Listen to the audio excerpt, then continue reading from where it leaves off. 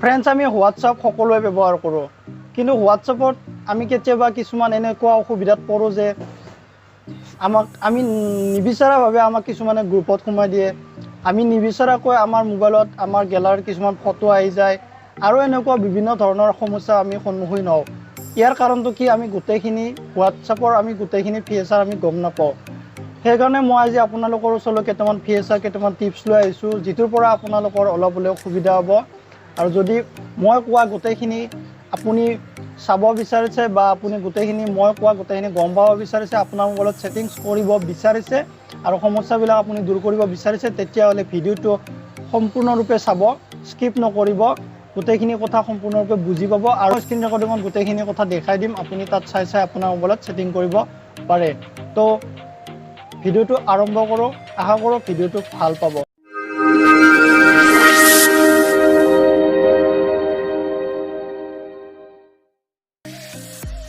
প্ৰথমটো ফিচাৰ হ'ল আপুনি যদি ভাবে যে মোক কোনো গ্ৰুপত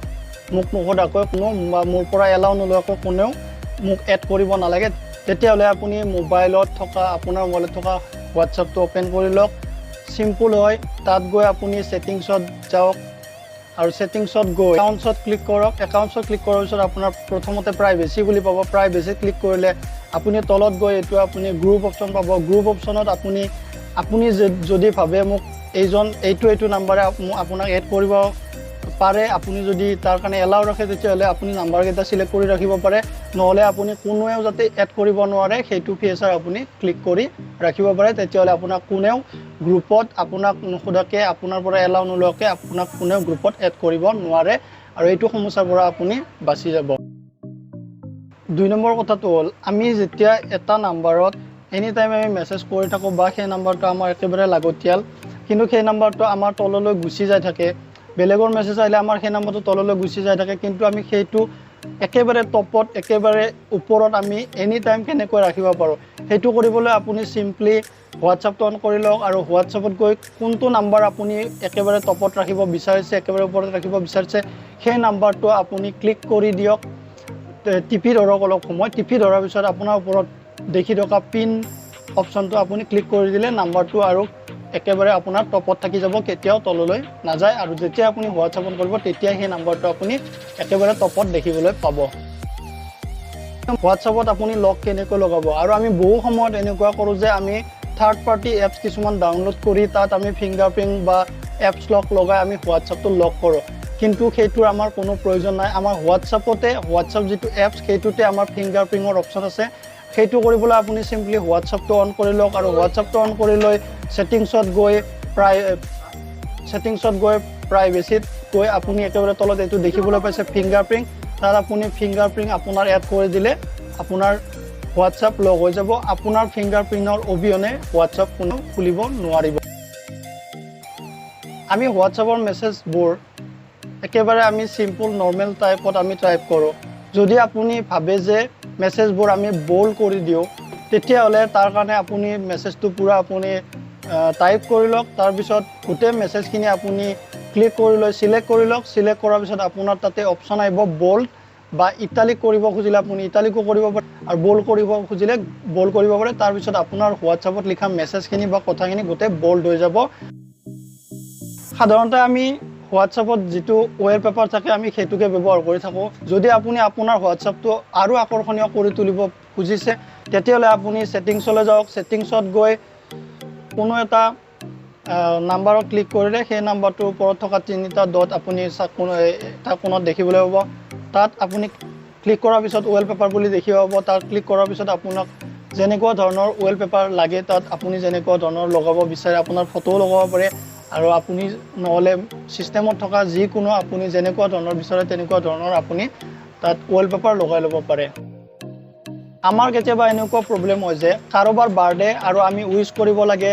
ৰাতি 2টা বজাত বা ৰাতি 12টা বজাত কিন্তু তেতিয়ালৈ আমি সাৰে থাকিব নোৱাৰোঁ আৰু তেতিয়ালৈ আমি মেছেজ লিখিবলৈ সাৰে থাকিব নোৱাৰোঁ এইটো আমাৰ এটা মেজৰ প্ৰব্লেম হয় তাৰ কাৰণে আমাৰ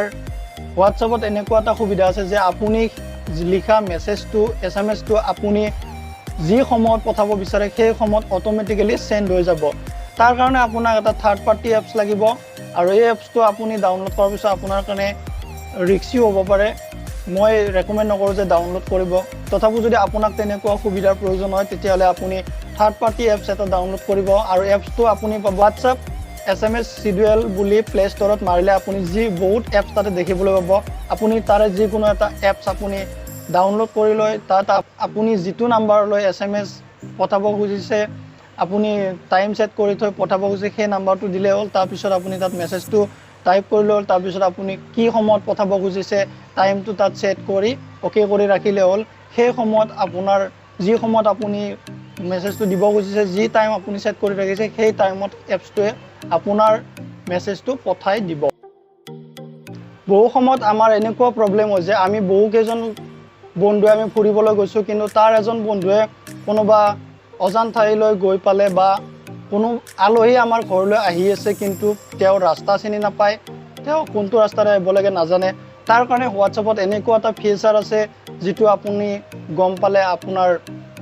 বহুত সহায় হ'ব পাৰে তাৰ কাৰণে হোৱাটছআপত আপুনি সিম্পলি গৈ হোৱাটছআপত যিটো তলত আমি শ্বেয়াৰ অপশ্যন পাওঁ শ্বেয়াৰ অপশ্যনত ক্লিক কৰিলে আপুনি তাতে লোকেশ্যন বুলি পাব লোকেশ্যনত ক্লিক কৰিলে আপুনি লাইভ লোকেশ্যন আৰু কাৰেণ্ট লোকেশ্যন দুয়োটাই আপুনি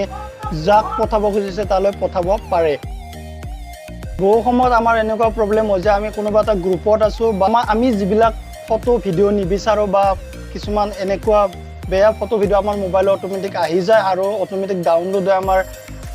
গেলাৰীত আহি যায় আৰু তাৰ পৰা আমাৰ বহুত অসুবিধা হয় সেইটো আপুনি যদি বন্ধ কৰিব খুজিছে আপুনি সিম্পলি হোৱাটছআপটো অন কৰি লওক অন কৰি লৈ আপুনি সেটিংছত গৈ আপুনি দেখা পাব ষ্ট'ৰেজ এণ্ড ডাটা বুলি আৰু তাত গৈ আপুনি আপোনাৰ যি আপুনি ডাউনলোড হোৱাৰ কাৰণে নিবিচাৰে সেইটো আপুনি অফ কৰি ৰাখিব পাৰে আৰু তাৰ ফলত আপোনাৰ অজানিতে সেইবিলাক কেতিয়াও ডাউনলোড অট'মেটিক নহয় ডাটাত আপোনাৰ ডাটা অন থাকিলেও নহয় আৰু আপুনি ৱাইফাই কানেক্ট কৰি থাকিলেও আপোনাৰ কেতিয়াও সেইবিলাক অট'মেটিক ডাউনলোড নহয় আমি কেতিয়াবা এনেকুৱা সমস্যাৰ সন্মুখীন হওঁ যে আমাৰ মোবাইলটো বেয়া হৈ গ'ল বা আমাৰ হোৱাটছআপটো ডিলেট হৈ গ'ল তেতিয়া আমাৰ কেতিয়াবা ইম্পৰ্টেণ্ট মেছেজ বা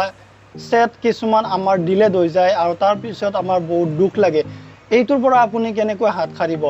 আপোনাৰ ডাটাবিলাক আপোনাৰ চেট আপুনি যিবিলাক মেছেজ ফটো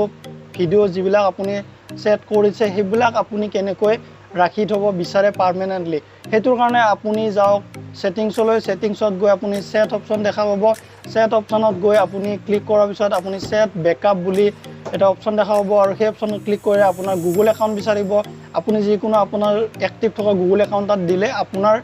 যিবিলাক ফটো ভিডিঅ' বা মেছেজ আপোনাৰ হোৱাটছআপত আছিলে ইম্পৰ্টেণ্ট সেইবিলাক গোটেই গুগল ড্ৰাইভত ছেভ হ'ব আৰু ভৱিষ্যতে সেইবিলাক আপুনি কেতিয়াও হেৰুৱাব নালাগে যদি আপুনি গুগল একাউণ্টটো আপুনি এক্টিভ কৰি ৰাখে আৰু এটা টিপছ আপোনালোকক জনাবলৈ বিচাৰিছোঁ যে আমি কেতিয়াবা আমি ষ্টেটাছ চালে বেলেগৰ আনৰ ষ্টেটাছ চালে আমাৰ ষ্টেটাছ কিছুমান ভাল লাগে বা ষ্টেটাছৰ ফটো কিছুমান ভাল লাগে বা ভিডিঅ' কিছুমান ভাল লাগে সেইটো আমি বিচাৰোঁ আমি কি কৰোঁ লগৰজনক আমি মেছেজ কৰি দিওঁ যে এই ষ্টেটাছৰ ভিডিঅ'টো মোলৈ দে কিন্তু আমি সেইটো নকৰি আমি তেওঁক নুসুধি আমি নিজে সেইটো আমি ছেভ কৰিব পাৰোঁ কিন্তু কেনেকৈ থাৰ্ড পাৰ্টি কোনো এপছ আপুনি ডাউনলোড কৰিব নালাগে সকলোৱে ভিডমেট ব্যৱহাৰ কৰে আমি জানো আৰু ভিডমেটত গৈ আপুনি ভিডমেটৰ ওপৰতে যিটো হোৱাটছআপ বুলি আপুনি দেখা পাব তাত ক্লিক কৰিলে হোৱাটছআপত আপোনাৰ যিবিলাক নাম্বাৰ কণ্টেক্ট নাম্বাৰৰ ষ্টেটাছ আপুনি হোৱাটছআপত চালে গোটেইখিনি ষ্টেটাছ তাতে আপুনি ডাউনলোড কৰি ল'ব পাৰিব চ' টিপছকেইটা যদি ভাল পালে ভিডিঅ'টো লাইক কৰিব আৰু ভিডিঅ'ৰ তলত কমেণ্ট কৰিব ভিডিঅ'টো শ্বেয়াৰ কৰিব যাতে আৰু বহুতে গম পায় আৰু যদি চেনেলটোত নতুন হয় তেতিয়াহ'লে ছাবস্ক্ৰাইব কৰিব আৰু কাষতে থকা বেল আইকনটো দবাই ল'ব তেতিয়াহে মোৰ ভিডিঅ'বিলাক আপলোড কৰাৰ পিছত আপোনাৰ মোবাইলত নটিফিকেশ্যন পাই যাব থেংক ইউ